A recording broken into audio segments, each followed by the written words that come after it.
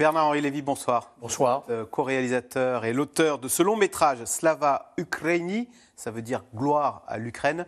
Ça sort demain en salle. Alors c'est un journal de bord de l'année 2022 où vous étiez au plus près du combat. Vous avez traversé toutes ces villes, Kharkiv, Bakhmout, Kherson, Kiev. On est avec vous, avec la caméra, à la rencontre des soldats ukrainiens. Qu'est-ce qui vous a le plus frappé dans toute cette année, dans tout ce journal de bord de l'année 2022 ?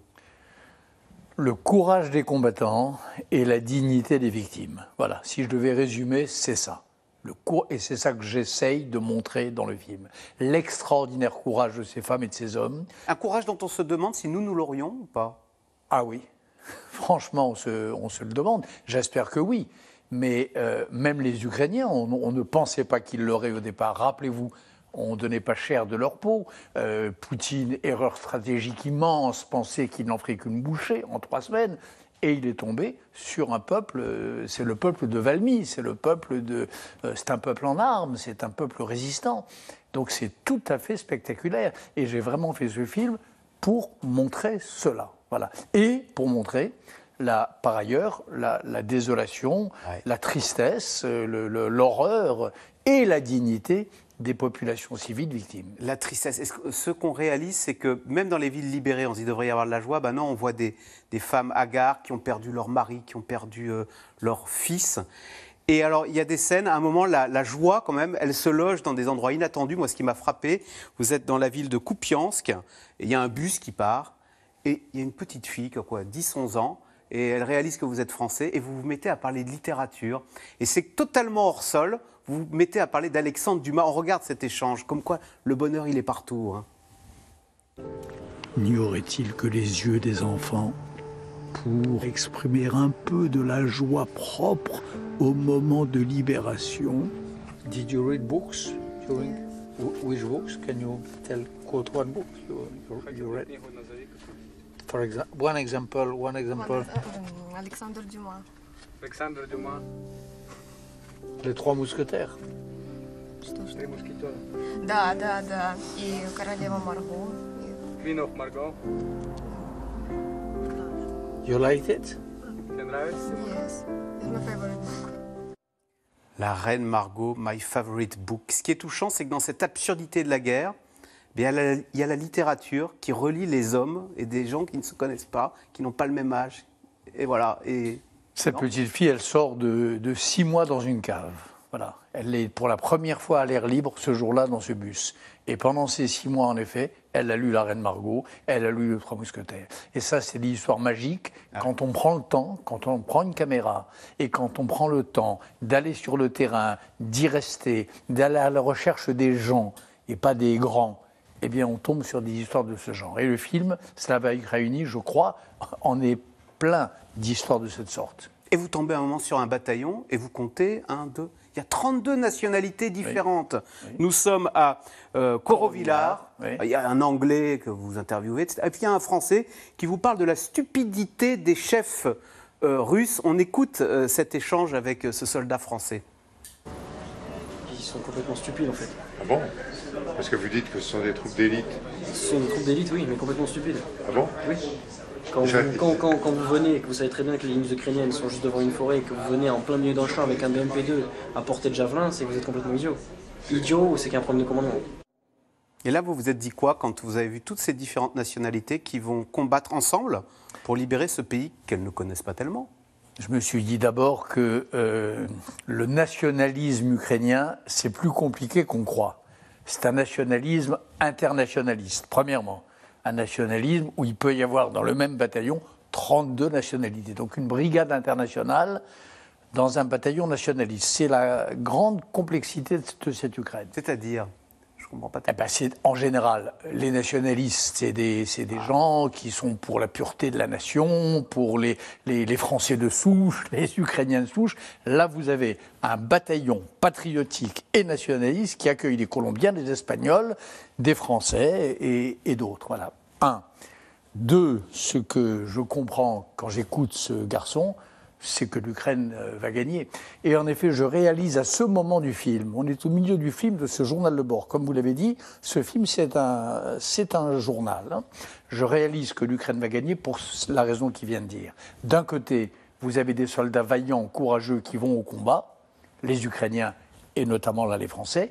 Et de l'autre côté, vous avez des miliciens Wagner ou des islamistes de Kadyrov qui n'ont aucune raison de se battre, qui ne savent pas pourquoi ils combattraient et qui, par conséquent, se replient quand les autres attaquent. J'ai la conviction, à cet instant-là du film, que cette guerre ne sera pas interminable, que ça ne va pas dégénérer en guerre mondiale et que l'armée russe va être battue par l'armée ukrainienne. Que ça ne va pas dégénérer en guerre mondiale. Est-ce que vous avez vu ce sondage ? 77% des Français s'inquiètent quand même, justement, que ce conflit ne se termine en guerre mondiale. Et est-ce que Emmanuel Macron a raison d'agiter le risque escalatoire à force de s'engager? Il y a un moment, ce sera du frontal face à Moscou. La seule escalade possible, c'est si Poutine avait gagné, si Poutine gagnait.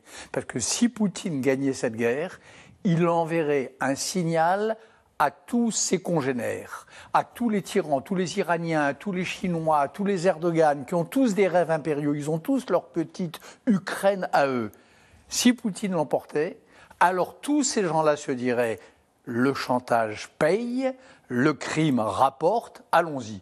Et vous verriez, vous auriez dans la foulée l'invasion de Taïwan, vous auriez les néo-ottomans d'Erdogan qui envisageraient de se diriger vers les Balkans, et ainsi de suite. Donc la seule escalade et le seul risque d'embrasement, c'est si Poutine l'emportait. Sans parler d'ailleurs de la prolifération nucléaire.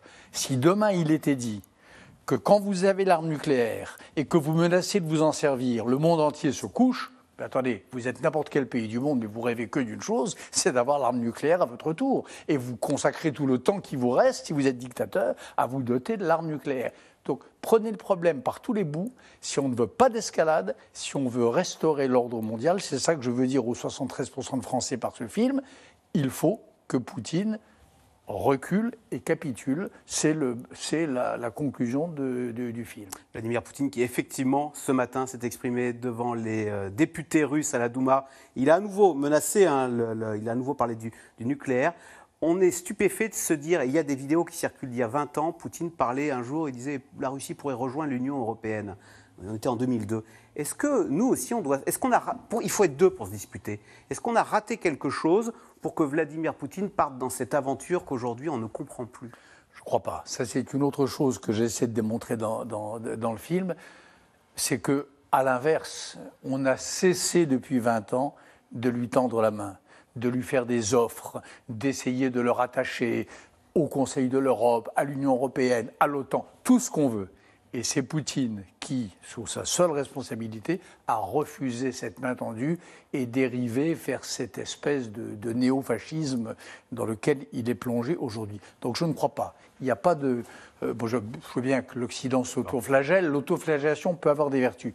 Pas en la circonstance. Bernard Lévy, il y a à peu près 30 ans, jour pour jour, enfin année pour année, vous sortiez le film Bosnia sur la guerre en Yougoslavie, que vous avez filmé un peu de la même façon. Est-ce qu'il y a des points de similitude qui vous ont frappé à 30 ans d'écart entre ces deux conflits et ces deux films? Bien sûr, les similitudes dans ma tête d'abord. Moi j'ai la guerre d'Espagne en tête, je l'avais pour Bosna. Et je l'ai, la guerre d'Espagne, la guerre des républicains contre les fascistes, et je l'ai dans ce film-ci. La similitude, c'est que quand un peuple sait pourquoi il se bat, a des vraies raisons de combattre, un peuple citoyen, eh bien, il est invincible. C'est ce que je pensais à l'époque du siège de Sarajevo, et c'est ce que je pense aujourd'hui à propos de l'Ukraine.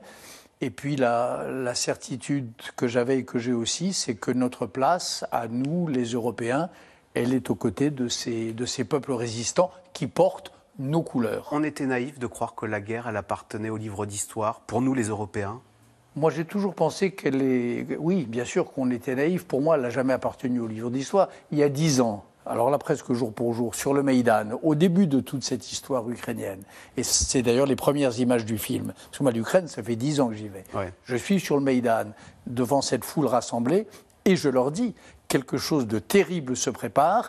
L'Ukraine en sera l'épicentre. J'espère que l'Europe sera à la hauteur, comme vous l'êtes vous, les Ukrainiens. Et le film commence d'ailleurs par cette scène. Slava Ukraini, gloire à l'Ukraine. Ça sort demain en salle. Merci absolument. beaucoup, Merci. Bernard-Henri Lévy. Merci. Vous restez sur France 5, on revient, et sur C'est dans l'air, on revient sur justement les déclarations de Vladimir Poutine ce matin devant la Douma. C'est dans l'air qui est intitulé ce soir « Poutine veut relancer les essais nucléaires ».